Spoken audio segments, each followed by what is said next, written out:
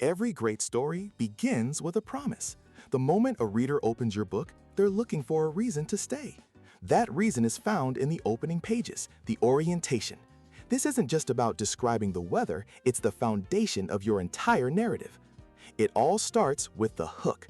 Your first sentence is the most valuable real estate you have. You can drop us into the middle of the action.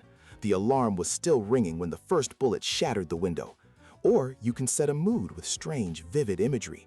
The sky over the port was the color of a television tuned to a dead channel. Whatever you do, avoid cliches like a character waking up to an alarm clock. Start as close to the action as possible. Next, introduce your character, but don't just tell us about them. Sarah was brave is flat. Instead, show her climbing the highest tree in the neighborhood to rescue a cat. Let the reader connect the dots.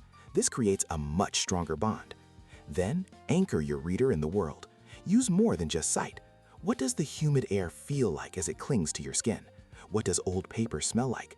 A story set in a sterile lab feels different than one in a decaying mansion because of these sensory details. You're programming the reader's emotions. Before you can break your character's world, you must first show us what it looks like when it's whole.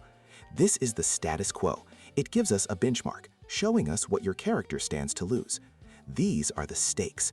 Show us the surgeon's hand trembling before an operation. The stakes aren't just the job, they're his career, his identity, a patient's life. Finally, the orientation ends when something disrupts this normal world. A mysterious letter arrives. This is the inciting incident, the spark that ignites the plot. A masterful opening is a promise. This world is real, this character matters, and something important is about to happen. Make that first impression count.